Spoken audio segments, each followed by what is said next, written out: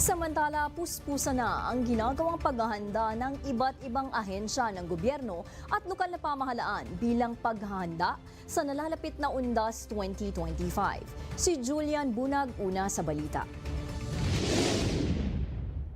Ilang araw bago ang nalalapit na paggunita sa Undas, patuloy ang ginagawang paghahanda ng mga ahensya ng gobyerno at lokal na pamahalaan para rito. Nakipagpulong ang Metropolitan Manila Development Authority kasama ang ibang mga kinatawan ng ahensya ng gobyerno gaya ng DOTR, HPG, PNP, maging ang pamunuan ng NLEX at SLEX at iba pang lokal na pamahalaan ng Metro Manila. Pangunahin sa mga tinalakay sa pagpupulong ang nakalatag na traffic and safety measures sa darating na Undas. Ayon kay MMDA General Manager Yusek Procopio Lipana, mahalaga ang pakikipagtulungan ng bawat ahensya at LGUs para maibsan ang mabigat na daloy ng trapiko na inaasahan sa paggunita ng publiko sa mga sementeryo. Simula bukas, activated na ang MMDA Oplan Undas 2025 para sa maayos at mapayapa na paggunita ng Undas. Inilatag naman ni Manila City Mayor Isko Moreno sa publiko ang mga paghahanda ng lokal na pamahalaan para sa Undas. Ayon sa alkalde, ang paglilinis ng mga nicho at pagkukumpuni sa mga ito sa Manila North Cemetery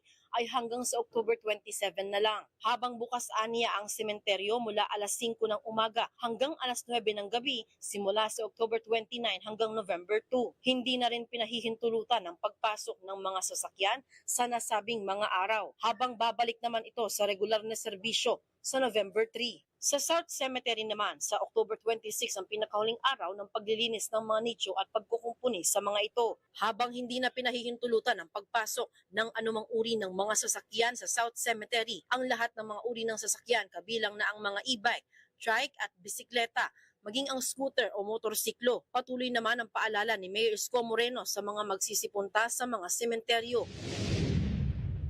Kailangan po may kusa tayong disiplina, pakikisa at iparamdam natin sa kapwa natin ang pagmamalasakit.